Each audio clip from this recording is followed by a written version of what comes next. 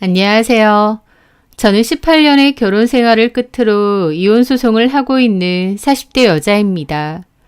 제 남은 인생을 남편과 함께 보낼 줄 알았는데 이렇게 이혼으로 마무리하게 될 줄은 몰랐네요. 기분이 싱숭생숭하기도 하고 잘 선택한 걸까 싶기도 하고 또 이혼 후의 삶은 어떨까 조금은 두렵기도 합니다. 하지만 다시 시간을 돌린다고 해도 저는 같은 선택을 할 수밖에 없을 거예요. 한번 속임을 당하면 속인 사람이 잘못이지만 두 번 속임을 당하면 속은 사람도 잘못이라는 말이 있더군요. 한 번의 기회를 줬지만 남편은 또다시 저를 속이고 기만하였기 때문에 저에게 남은 선택지는 이혼뿐이었습니다. 제가 18년의 결혼 생활을 끝내게 된 그 기가 막힌 사연을 돌려드리고자 합니다. 남편은 원래 세차장 사업을 했었습니다. 한때 잘 될 때도 있었지만 어느 순간부터 장사는 잘 안 되기 시작했어요. 셀프 세차장도 많이 늘어나고 경쟁업체도 많이 늘면서요. 남편은 꾸역꾸역 유지를 하다가 결국 폐업을 하게 되었습니다. 자동차 관련 일만 해왔고 회사 생활은 해본 적 없는 남편이었기에 앞으로 뭘 해야 하나 고민이 많았습니다.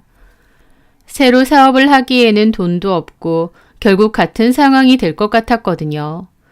저희에겐 아이도 있고 저도 언니네 가게에서 아르바이트식으로 일하는 게 전부다 보니 경제적인 어려움이 클 것 같았습니다. 그때 도움의 손길을 준 것이 시누인 형님이었습니다. 형님의 남편, 그러니까 저에게 심해부님은 마케팅 관련 회사를 운영하는 대표였는데 남편에게 영업관리직으로 일을 할 수 있게 자리를 마련해 주겠다고 했습니다. 그렇게 남편은 매형의 회사에서 영업관리직으로 일을 하게 됐는데요.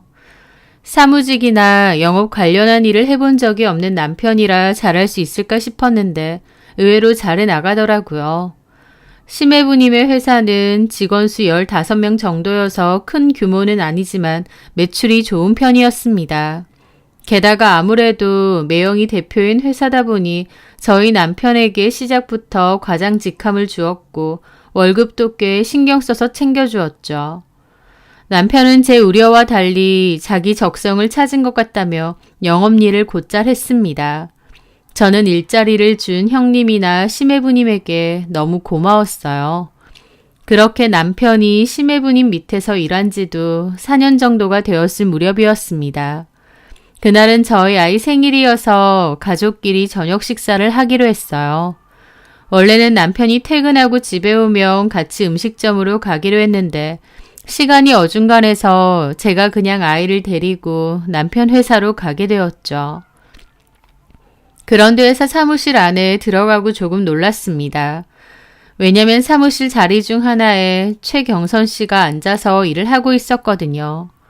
최경선 씨는 남편의 초등학교 동창이자 오래된 친구였습니다. 저는 그때까지 최경선 씨가 남편과 같이 심해부님의 회사에서 일을 한다는 걸 아예 몰랐어요. 남편에게 들은 적이 없으니까요. 그런데 뜬금없이 사무실에 최경선 씨가 일을 하고 있길래 의아했죠. 안녕하세요. 어머, 안녕하세요. 오랜만이에요. 네, 여기서 일하세요? 어머, 모르셨어요? 아니 김 과장님이 말 안 했나요? 네. 왜 얘기 안 했지? 저 여기서 일한 지 3개월 넘었어요. 어머, 그래요? 얘 웃기네. 왜 얘기를 안 했지? 제가 갑자기 있어서 놀라셨나 봐요. 개인 사정이 있었는데 재우가 일자리 소개시켜준 거예요. 네. 재우 외근 갔는데. 아차, 자꾸 재우라고 부르면 안 되는데 버릇이 돼서. 강 과장님 좀 있으면 오실 거예요. 뭐 차라도 한 잔 드려요? 아니요. 편하게 일 보세요. 알아서 기다릴게요. 네, 그러세요 그럼. 그렇게 경선 씨는 다시 일을 했습니다.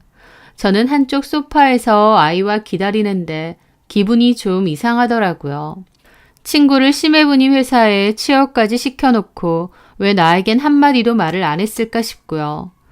그렇게 묘한 기분으로 10분 정도 기다리니 남편이 들어왔습니다. 왔어? 내가 집으로 간다니까 왜 회사로 와? 어차피 이 근처 음식점 갈 거잖아. 부담스럽게. 나 아직 퇴근 시간 10분 정도 남았으니까 먼저 식당 가 있던지. 왜? 기다릴게. 같이 가. 그러던지 그럼. 그러면서 남편은 경선 씨에게 가서 외근 업무 내용을 전달하는 듯 했습니다. 저는 멀리서 가만히 지켜보는데 두 사람이 너무 편하고 친해 보여서 기분이 좀 이상하더라고요. 제가 왜 이렇게 최경선 씨를 경계하냐고요? 사실 저는 알고 있거든요. 남편이 옛날에 경선 씨를 좋아했었다는 걸요. 남편에겐 여전히 종종 만나는 초등학교 동창 모임이 있었습니다. 그 모임 중 경선 씨는 유일한 여자였어요. 남편과 제가 결혼한다고 했을 때 그 모임 친구들도 소개를 받았는데 경선 씨는 그 속에서 마치 여왕벌 같은 느낌이었습니다. 남자친구들이 다 쩔쩔매고 그리고 저한테도 앞에서는 쟤 완전 땡 잡았네. 결혼 축하해. 와이프 너무 예쁘다. 이래놓고 뒤에선 남편더러 네 와이프 피부 너무 안 좋다. 사진보다 실물이 너무 별로다 하면서 제 뒷담을 했다는 겁니다. 남편이 그걸 고지고대로 저한테 얘기를 해주길래 저도 너무 기분 나빴었고 무슨 그런 친구가 다 있느냐 화를 냈었죠. 하여튼 별로 좋은 감정은 아니었는데 저도 모르는 사이에 그런 최경선 씨가 남편과 같은 회사에 다니고 있었던 겁니다. 심지어 남편이 특별히 꽂아줘서 말이죠. 그렇게 남편의 일이 끝나고 식당으로 가는 길에 물었습니다.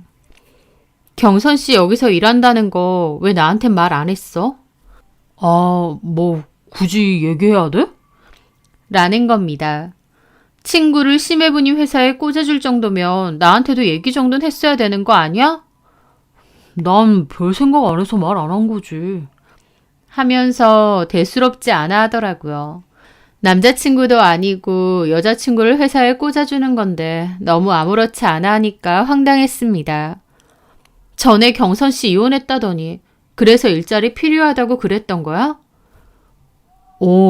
마침 매형은 직원 필요하다고 하고 그래서 면접 보라고 했는데 매형이 출근하라고 한 거야. 사무실에서 무슨 일 하는데? 격리하고 기본적인 사무일 전반적으로.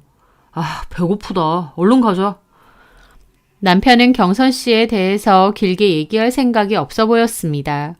그래서 저도 그쯤에서 묻고 말았죠. 솔직히 좀 신경 쓰이고 찜찜한 것도 있었지만 저 역시도 그냥 넘어가려 했습니다. 직감적으로 불편한 기분이 들었지만 애써 무시했던 거죠.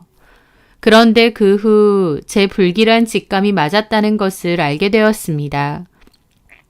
그날은 점심시간이었고 일을 도우러 간 언니네 가게에서 한창 일을 하고 있었을 때였어요.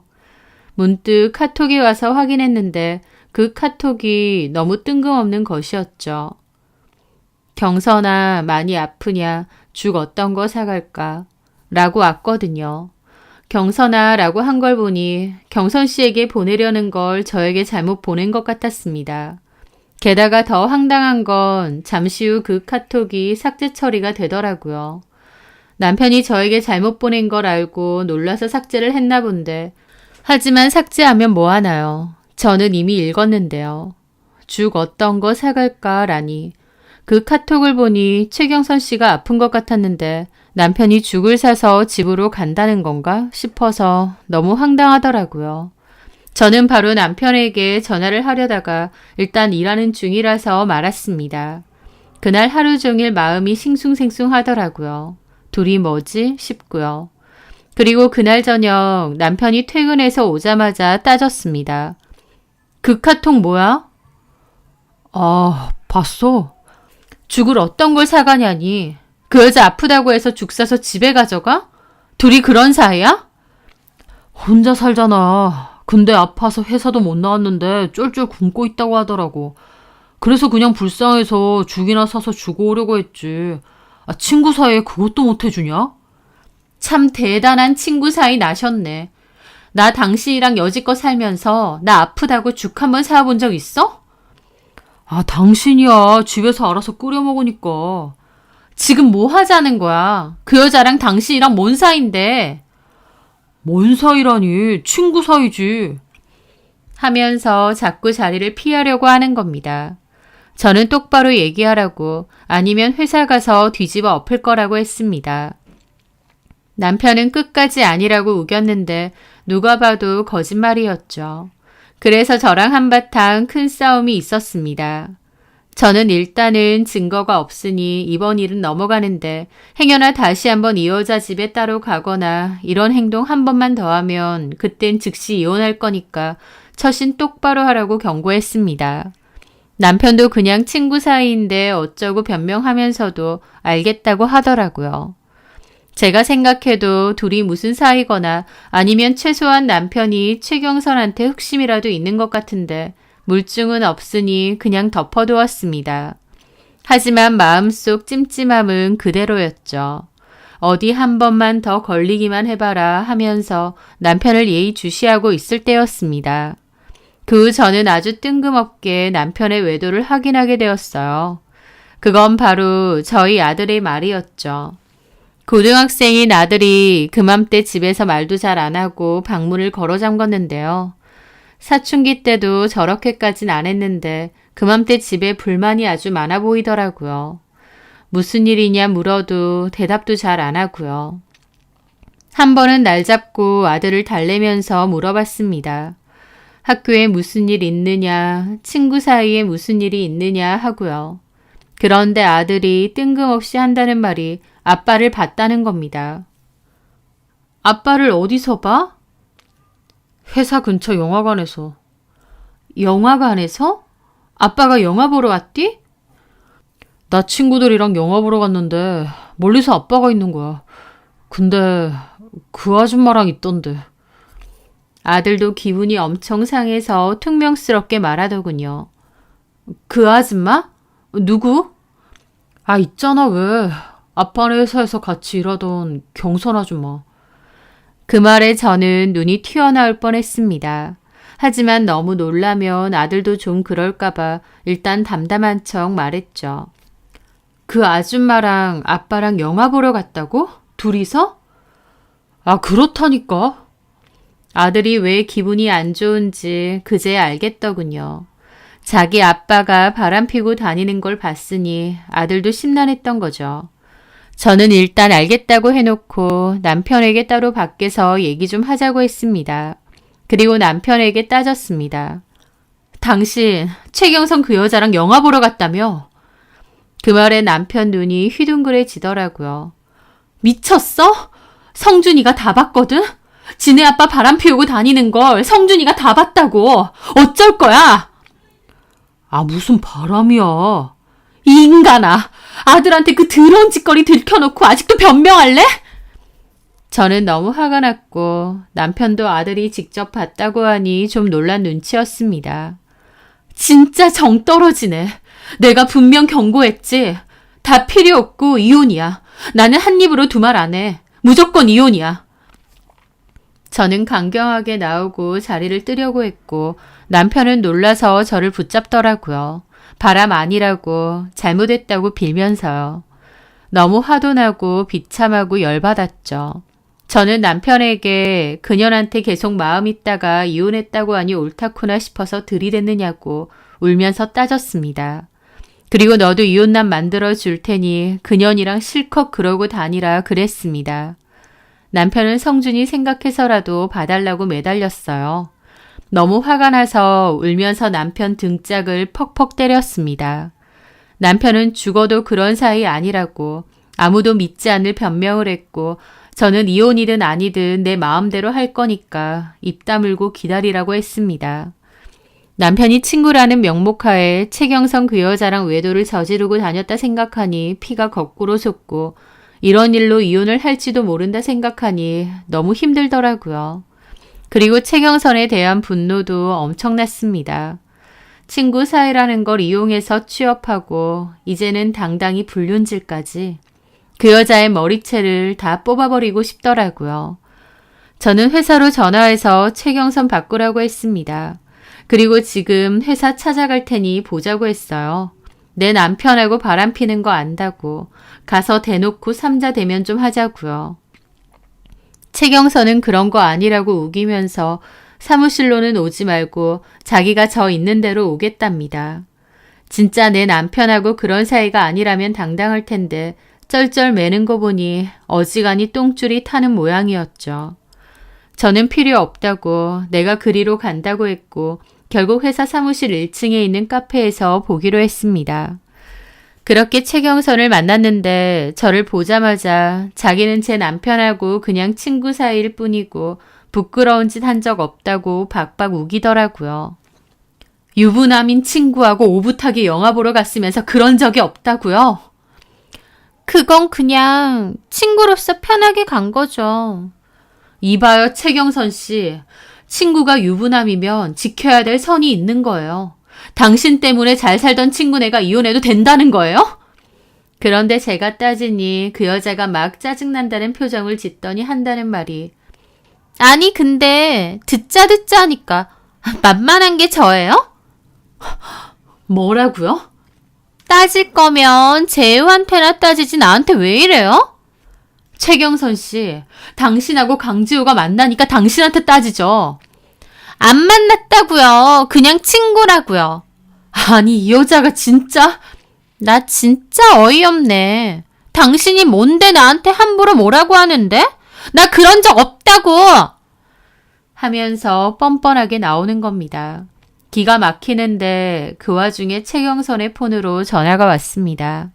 그런데 폰에 뜬 수신자를 확인한 최경선이 갑자기 당황하더니 제 눈치를 슬쩍 살피는 겁니다. 그리곤 어색하고 의문스럽게 전화를 받더라고요. 좀 전에 당당하게 따질 때와는 딴판으로요. 아, 지금 밖이에요. 볼 일이 좀 있어서 금방 들어갈 거예요.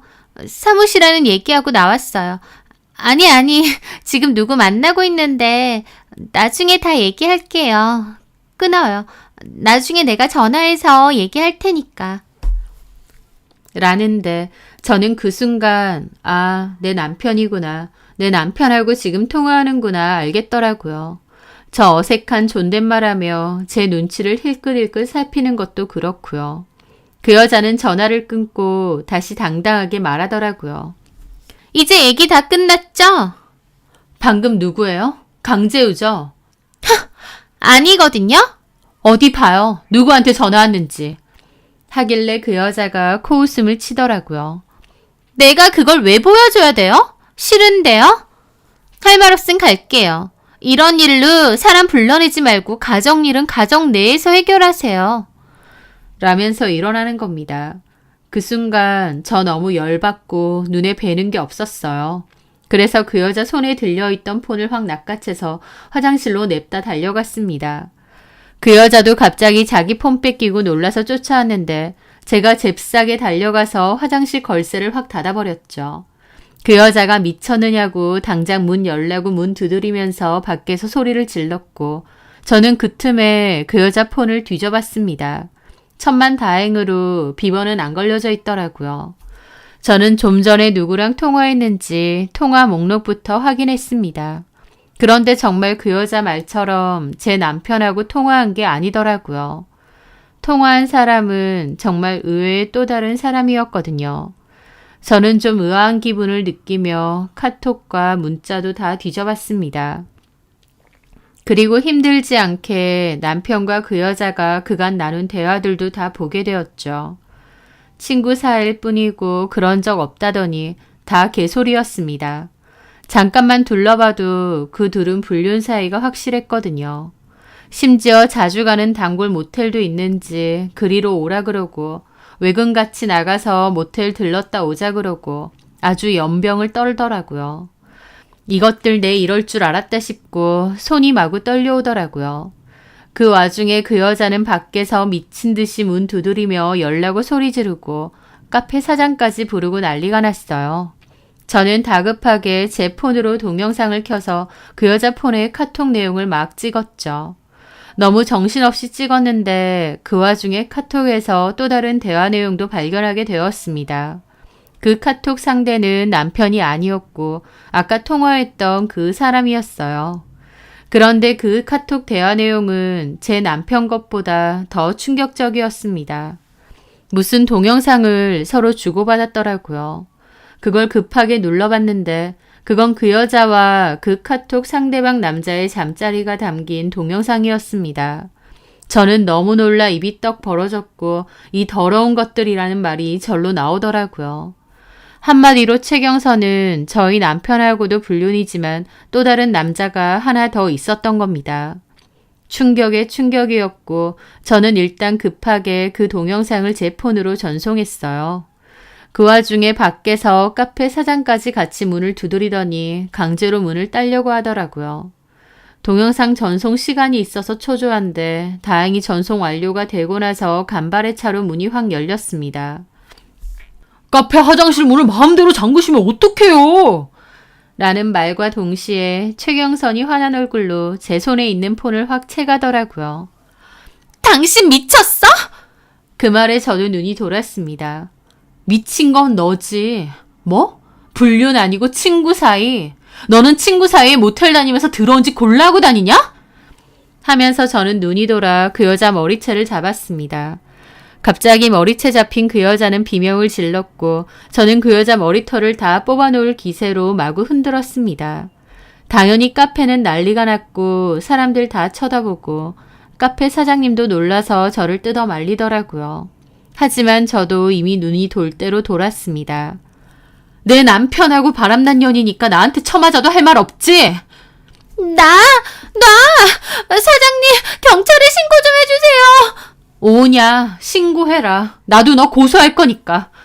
그렇게 육탄전이 벌어졌고 그 여자는 저한테 머리털을 왕창 뜯겼습니다.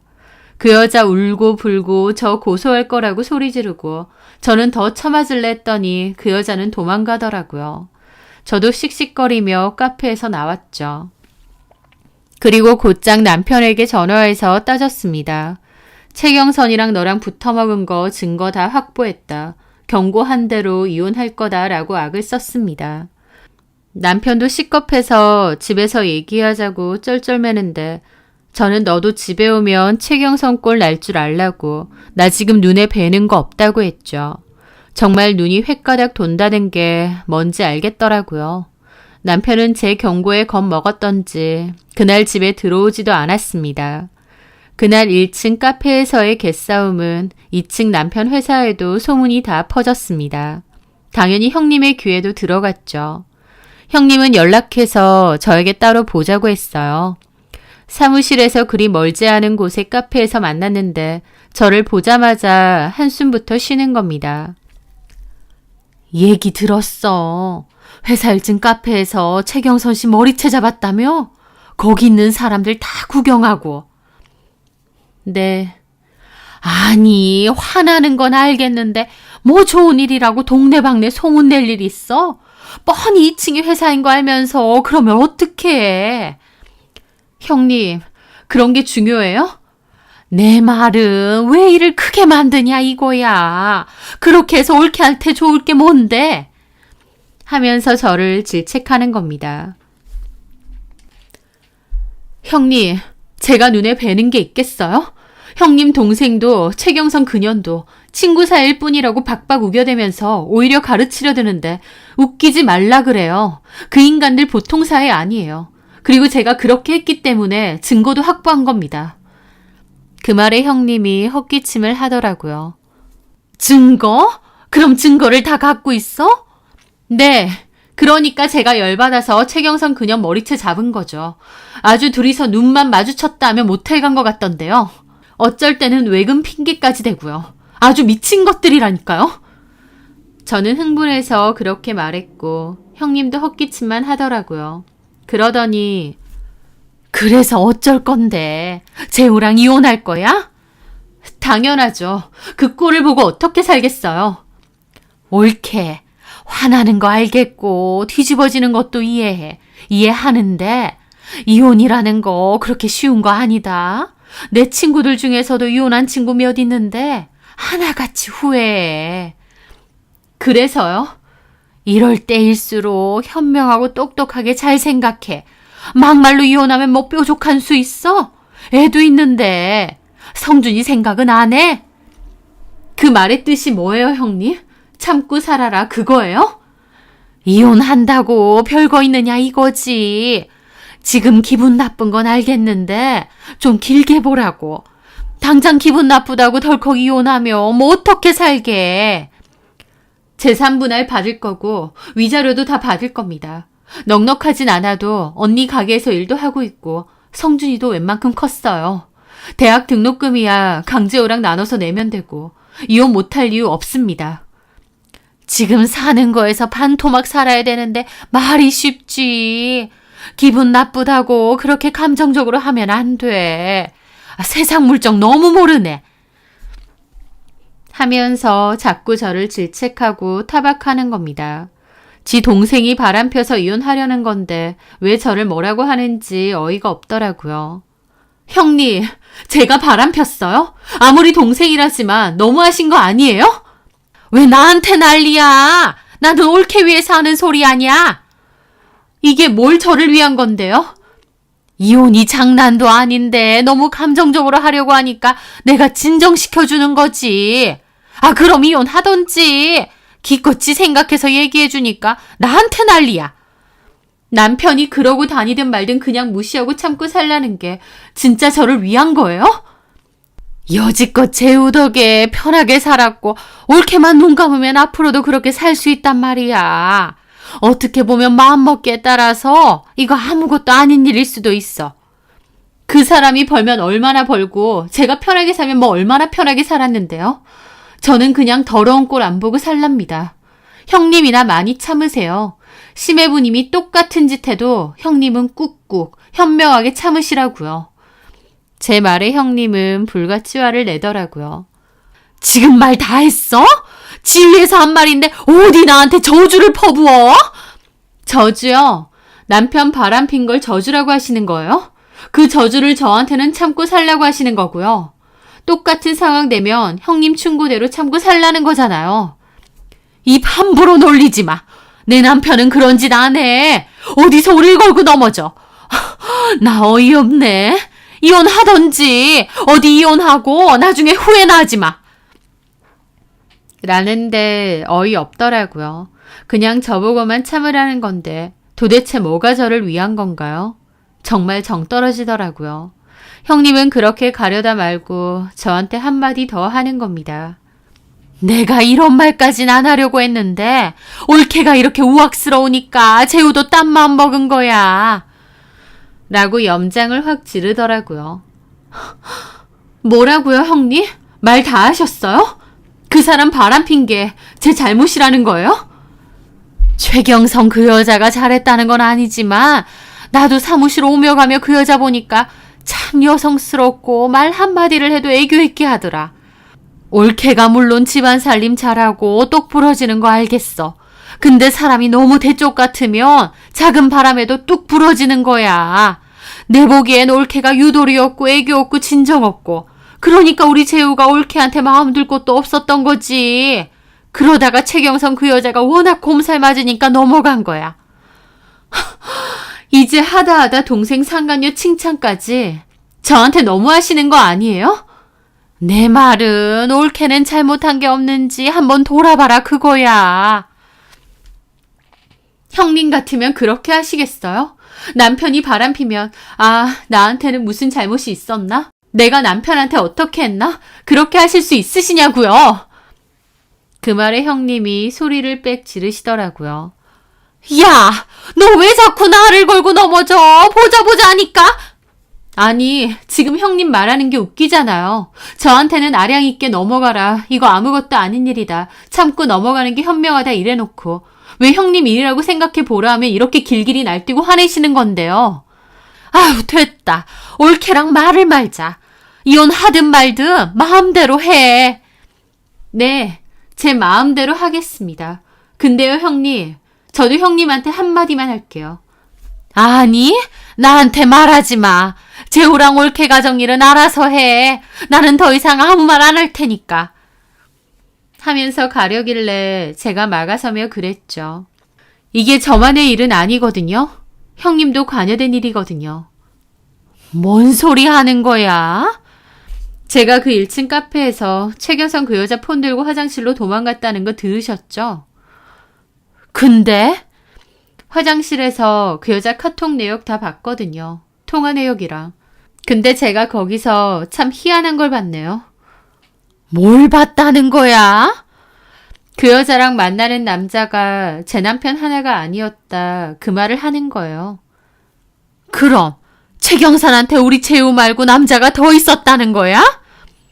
네. 그 말에 형님도 어이없는 표정을 짓더라고요. 아휴, 그 여자도 참 회사에서 쫓아내라고 해야겠네. 그런 여잔 줄도 모르고 입사를 시켰어. 근데 그 얘기를 나한테 해주고 싶다는 거야? 네. 또 다른 외도 상대가 누군지 아셔야 될 것 같아서요. 그게 뭔 소리야? 내가 아는 사람이란 말이야? 네. 형님이 제일 잘 아는 사람이죠. 심해부님이니까요. 제 말에 형님은 한참이나 멍하더라고요. 제 말이 무슨 뜻인지 이해가 안 되는 것 같았습니다. 네, 그 여자가 바람을 피는 또 다른 외도 상대는 바로 심해부님이었습니다. 제가 화장실에 숨어서 그 여자 폰을 훔쳐볼 때 봤던 그 통화 상대와 잠자리 동영상을 주고받은 상대가 다름 아닌 심해부님이었던 거죠. 지금 무슨 소리 하는 거야? 그 여자의 또 다른 외도 상대가 심해부님, 그러니까 형님 남편이라고요. 그 말에 형님 입이 떡 벌어지는 겁니다. 미쳤어? 지금 뭔 소리 하는 거야? 긴 말 필요 없고 이거 직접 보세요. 저는 그 여자랑 싸우면서까지 힘들게 얻은 증거인데 형님한텐 그냥 드릴 테니까. 저는 형님 카톡으로 그 동영상을 보냈습니다. 심해부와 최경선이 침대 위에서 뒹굴며 찍은 영상이었죠. 형님은 그 동영상을 켜자마자 경악하더라고요. 그리고 얼굴이 새파랗게 질려서 손을 부들부들 떠는 겁니다. 형님이 너무 큰 충격을 받은 것 같아서 저도 좀 놀라긴 했지만 형님도 아셔야 했습니다. 형님은 충격받은 채로 멍해졌고 상태가 많이 안 좋아 보여 괜찮으시냐 물었습니다. 형님은 대답 없이 멍하게 있다가 갑자기 눈이 획 돌아서는 어디론가 달려가는 겁니다. 저도 놀라서 일단 따라갔죠. 형님이 무슨 일이라도 낼 것 같아 보였거든요. 그렇게 형님이 달려간 곳은 심해부님의 회사 사무실이었습니다. 그리고 문 열자마자 대표님 어디 있느냐 찾더라고요. 직원 하나가 놀라서 대표님 외근 가셨다고 없다고 했어요. 형님은 씩씩대는데 잠시 후 화장실에서 아무것도 모르는 최경선이 나오더라고요. 형님은 최경선을 보고 눈이 뒤집혀서 바로 머리채를 잡았습니다. 며칠 전 제가 잡았는데 이번에는 형님이 잡은 거였죠.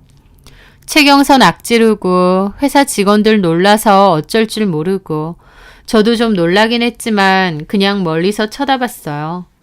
최경선은 왜 이러느냐 소리를 지르는데 형님은 극도로 흥분해서 소리 지르며 최경선의 머리채를 잡고 흔들었습니다. 잠시 후 저희 남편이 들어와서는 놀라서 형님을 말리더라고요. 겨우 풀려난 최경선은 바닥에 주저앉아서 울고 형님은 놓으라고 난리가 났는데 남편이 일단 형님을 질질 끌고 복도로 나갔어요. 저도 따라 나갔죠. 남편은 따라 나오는 저를 보자마자 화를 내더라고요. 누나까지 데리고 오니 이제 속 시원하느냐고요. 아마 지가 바람난 것 때문에 형님이 열받아서 저 대신 그 여자 머리채를 잡은 줄 아나 보더라고요. 남편은 형님에게 아, 누나, 이렇게 다짜고짜 와서 머리채 잡으면 어떡해. 가뜩이나 성준 엄마한테 뜯겼는데. 야, 이 자식아, 너 어쩌자고 저런 여자를 이 사무실에 들여? 내 잘못이야. 잘못인데 어쨌든 이건 우리 집 일이잖아. 그러니까 누나도 흥분 그만하고. 왜 누나가 더 난리야? 야, 이 자식아, 전현이 내 남편하고도 붙어먹었으니까 내가 난리지. 형님이 울분에 차서 말했는데 남편도 이해가 안 되는지 어리둥절하더라고요. 뭔 소리 하는 거야? 너하고도 붙어먹고 니네 매형하고도 붙어먹었다고 전현이. 야, 이 못난 놈아! 저런 기집애를 왜 취업시켜줘서 이 사단을 만들어! 하더니 남편을 확 떠밀더라고요. 남편은 그때까지도 사태 파악이 안 되는 듯 멍한 겁니다. 누나 뭔 소리해? 경선이가 매형이라? 잘못한 거 아니야? 네가 직접 동영상을 봐라! 하면서 동영상을 켜서 들이밀었습니다. 남편도 보더니 입이 뜨악하더라고요. 저도 옆에서 다 지켜보고 있었죠. 남편도 꽤나 충격이 큰 듯 했습니다. 최경선이 자기하고만 바람핀 줄 알았는데 자기 매형하고도 그랬다는 걸 아니까 충격이 어마어마한 듯 했죠. 형님은 멍해 있는 남편의 등짝을 마구 때리더라고요.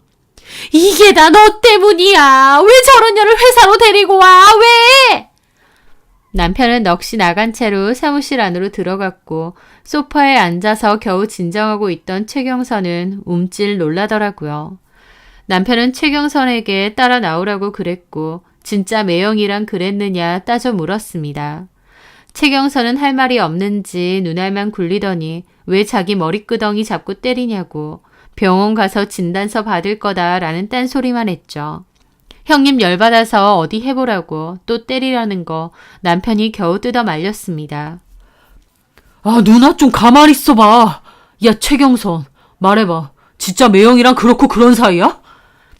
최경선은 당황한 얼굴로 그러더라고요.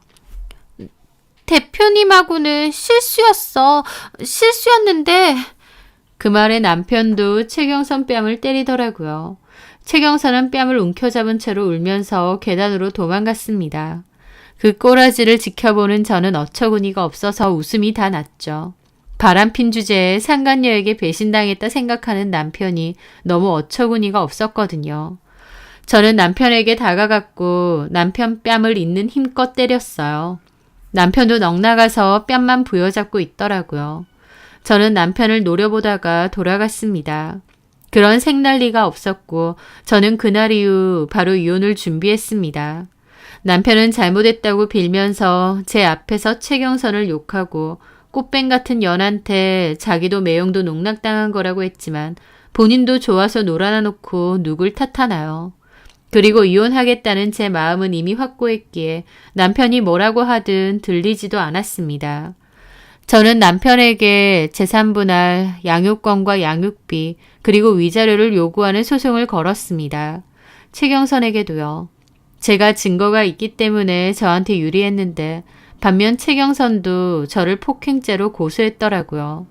하지만 상황을 참작했고 폭행이라고 할 것도 없이 가벼워서 경고 조치 정도로만 끝이 났습니다. 반면 최경선은 저에게 상간소송 당한 걸로 2천만 원의 위자료를 물어야 했죠. 게다가 형님 역시도 최경선에게 상간소송을 걸었습니다. 하지만 형님은 상간소송은 걸어도 이혼은 하지 않더라고요. 저한테도 이혼하는 건 현명하지 않다고 핏대세워 말했는데 본인이 말한 대로 이혼은 안 하긴 하더군요. 하지만 그 사실을 알고도 아무렇지 않게 심해부님과 그전처럼 지낼 수 있을지는 모르겠더라고요. 심해부가 당장 돈은 잘 버니까 그리고 본인이 그 돈으로 편하게 사니까 일단 이혼은 안 하고 그 여자 상간소송만 한 모양인데 저한테 충고했듯이 현명하게 본인이 잘못했던 건 없었나 스스로 반성하며 살길 바랍니다. 남편 탓하지 말고요. 남의 일이니까 쉽게 용서해줘라 봐줘라 그랬는데 정작 본인 일이 됐을 땐 어떤 심정일까 궁금하네요. 남편은 소송 도중 회사에서 잘렸습니다. 심해부도 남편과 같은 회사를 다니긴 껄끄러워졌겠죠. 당연히 그 여자도 잘린 지 오래고요. 남편은 이혼당하고 누나와 매형에게 버림받고 최경선 그 여자에게도 외면당한 것이었습니다. 뒤늦게 땅을 치고 후회한 듯 본인이 저지른 짓의 대가는 받아야겠죠. 상간소송은 제 승소로 판결이 났고 이혼소송은 현재 마무리 직전입니다. 큰 이견 없이 제가 원하는 대로 끝이 날 것 같아요. 이제 이혼이 완전하게 확정되고 나면 저는 홀로 서기를 해야겠죠.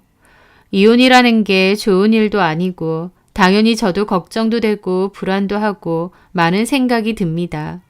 살면서 이혼한 것을 후회할 수도 있고 내 선택이 옳은 것이었나 반문할 때도 있겠죠. 하지만 남은 인생 제 선택이 옳은 것인지 아닌지는 제가 어떻게 살고 생각하느냐에 따라 달라지는 게 아닌가 싶습니다. 분명 한번 경고했음에도 또다시 파렴치한 짓을 저지른 남편을 용서할 수 없었고 저는 같은 상황이 돼도 같은 선택을 할 겁니다. 그러므로 좀 더 의연하게 제가 선택한 길을 받아들이고 꿋꿋하게 잘 살아야겠죠.